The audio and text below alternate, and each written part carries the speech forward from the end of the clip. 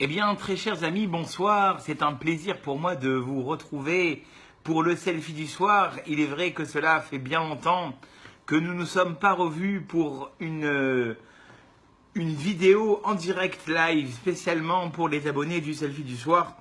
Eh bien, très chers amis, ce soir, ça a lieu. Nous sommes ensemble pour un petit instant, une petite réflexion qui va nous donner, qui va porter sur les traits de caractère qu'une personne doit avoir.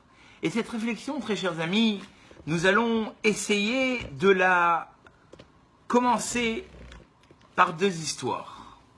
La première portera sur l'importance de la parole, l'importance de donner confiance à ceux qui nous entourent, particulièrement, très chers amis, quand nous sommes parents. Combien est-il important d'avoir ces paroles encourageantes vis-à-vis des enfants? Cette histoire est ramenée par le Rav Mugrabi et elle est racontée par la personne elle-même qui l'a vécue. Cette personne, un Rosh Yeshiva d'une grande renommée, raconte l'histoire suivante. Dans sa jeunesse, eh bien, c'était un enfant turbulent, un enfant qui n'avait pas forcément le goût et l'envie de s'asseoir sur les bancs de l'école pour persévérer. Jusqu'à qu'à un certain moment, ses parents, outrés de voir les résultats de l'enfant, décidèrent, malheureusement, de le jeter à l'extérieur de la maison. Et cet enfant, pour ne pas rester dans la rue, fut dirigé chez sa grand-mère, qui était non-voyante. Et cet enfant, au cours du temps, au cours des trimestres, arrive le jour, comme dit le Rav, tant redouté des enfants, qui est la réception des bulletins. Et le jour où il reçoit son bulletin, il vient l'amener à sa grand-mère qui était non-voyante, ne pouvant pas exprimer les notes qui étaient sur le bulletin. Il décida d'en inventer. Première note, mathématiques, 9 sur 10. Langue vivante, 9 sur 10. Géométrie, 9 sur 10. Et plus les notes étaient citées par le garçon, et plus la grand-mère était émerveillée. Et elle commençait à lui dire « Je savais que tu étais capable. Je savais qu'un jour tu changerais. Je savais que tu avais ce potentiel. Je savais que tu avais cette envie enfouie en toi et qu'un jour elle se réveillerait. Je le savais. Tu es capable. Tu es un enfant qui peut réussir. » Eh bien, cet enfant, qui plus tard devenu un Rosh Yeshiva, témoigna en disant « Ce sont ces paroles encourageantes de ce jour de la remise des bulletins qui fit de moi celui que j'étais. » Eh bien, dira le Rav Mugabi, combien est-ce que cette histoire doit nous résonner aux oreilles, très chers amis.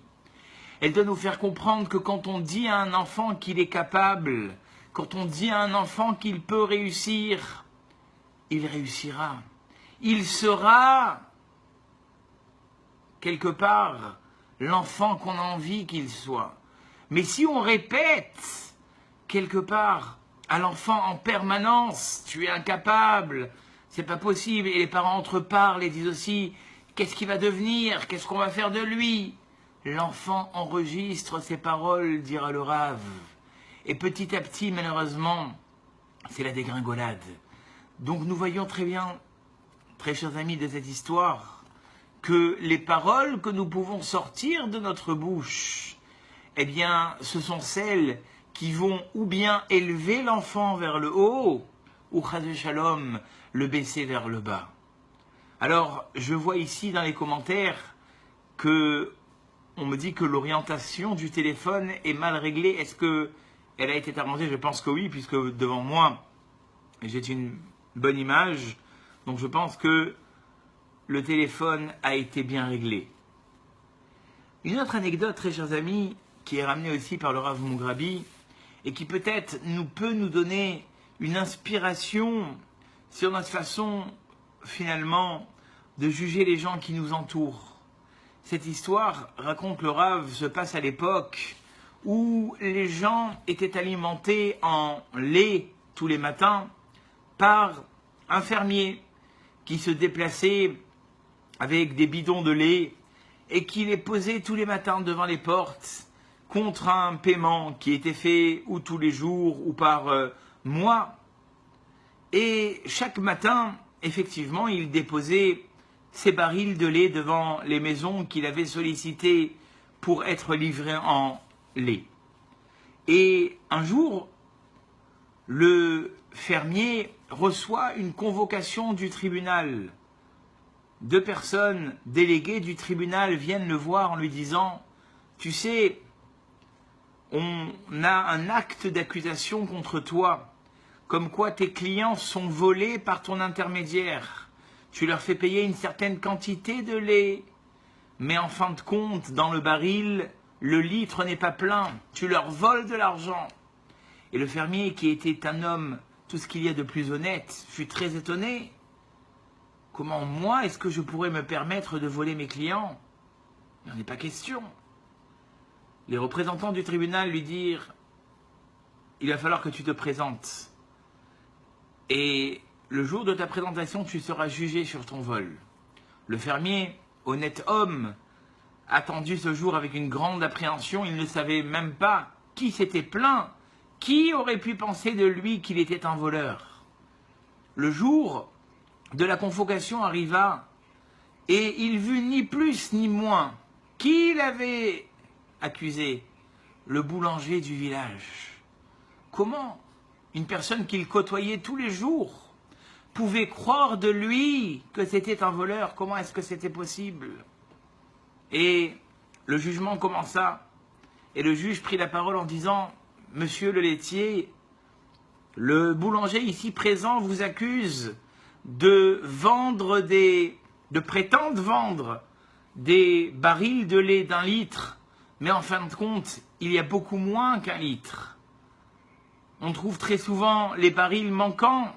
Comment pouvez-vous voler les gens d'une telle manière? » Écoutez bien, très chers amis, la réponse du laitier. Le fermier prit la parole et dit « Mon très cher juge, la personne qui ici même se plaint que je la vole, eh bien, c'est peut-être elle qui est la cause de ce vol. » Alors le juge le regarda d'une façon sévère et lui dit « Mais expliquez-vous » Il dit « Vous savez, je n'ai pas le luxe d'avoir à ma maison une balance qui me permettrait de voir si le litre de lait est exact. Qu'est-ce que je fais depuis des années, monsieur le juge? Je prends le pain qui m'est livré de ce monsieur qui prétend avoir 1 kilo par pain et je le contrebalance avec mes barils. Et quand la balance est arrivée à niveau égal, pour moi, il y a 1 litre de lait contre 1 kilo de pain. » Et le juge comprit le raisonnement. Cela voudrait dire, dira le juge, que vous-même, le boulanger, c'est en fait vous qui prétendez vendre des pains d'1 kilo.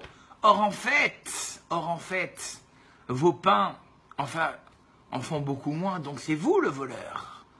On alla vérifier dans cette boulangerie et on se renda compte que tous les poids étaient tronqués et erronés. Et c'était en fait le boulanger lui-même qui volait ses clients. A dit le Rav Mugrabi, ce boulanger qui a voulu porter plainte contre le laitier était en fait lui-même le problème de l'origine, était lui-même avec ce problème. A dit le Rav, dans la vie de tous les jours, dans notre entourage, on a tendance souvent à vouloir accuser telle et telle personne d'être nerveux, d'être malhonnête, d'être impatient, d'être dénigrant.